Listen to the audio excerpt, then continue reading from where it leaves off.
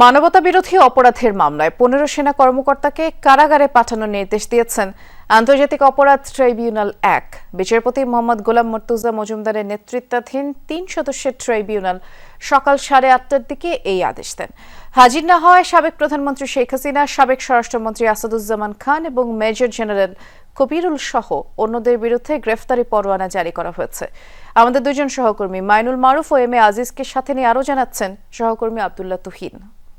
নতুন ব্লেন্ডে আরো rich অ্যারোমায় salon family blend টে। ট্রাইব্যুনাল কার্যক্রম শুরুর আগেই সকাল ৭টার দিকে ঊর্ধ্বতন এই সেনা কর্মকর্তাদের শীতাতপ নিয়ন্ত্রিত প্রিজন ভ্যানে হাজির করা হয়। এর আগে ঢাকা সেনানিবাসে সাব জেলে তাদেরকে সেনা হেফাজতে রাখা হয়েছিল।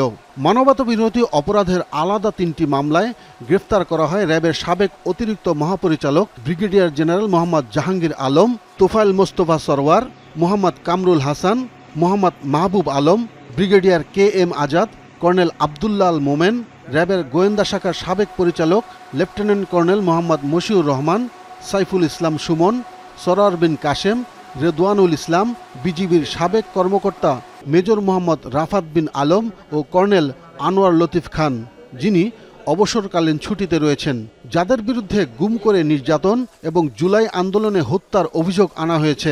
এ বিষয়ে সংক্ষিপ্ত শুনানি করেন ট্রাইব্যুনাল।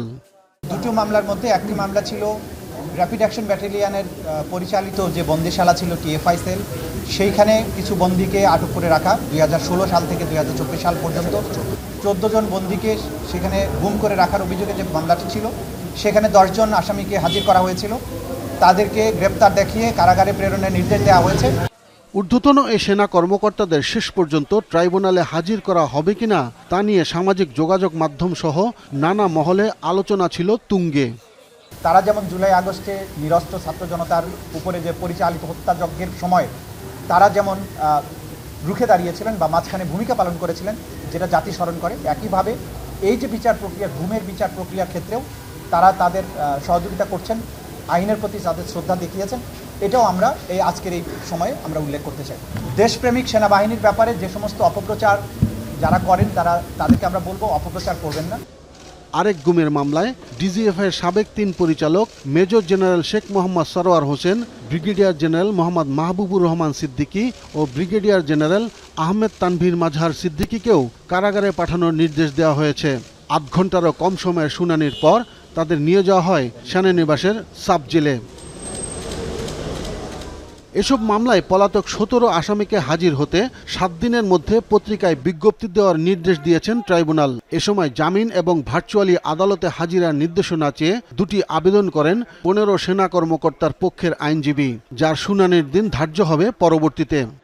আত্মসমর্পণ, টেকনিক্যালি প্রসিকিউশন বলেছে গ্রেপ্তার, আমরা বলি আত্মসমর্পণ, কারণ তারা আজকে সকালে স্বেচ্ছায় এখানে আসছে, পুলিশ যায় তাদেরকে গ্রেপ্তার করা হয় নাই। অ্যাডমিনিস্ট্রেটিভ সুবিধার জন্য তাদেরকে একটা গাড়িতে আনা হয়েছে, নিরাপত্তা এবং প্রশাসনিক সুবিধার কারণে এই ফ্যাসিলিটিটা ব্যবহার করা হয়েছে। তারা প্রকৃতপক্ষে আত্মসমর্পণ করেছে। ঢাকা সেনানিবাসের একটি ভবনকে সাময়িক কারাগার ঘোষণা করেছিল স্বরাষ্ট্র মন্ত্রণালয়, সেখানেই রাখা হবে ঊর্ধ্বতন এই সেনা কর্মকর্তাদের। আব্দুল্লাহ তুহিন, যমুনা নিউজ, ঢাকা।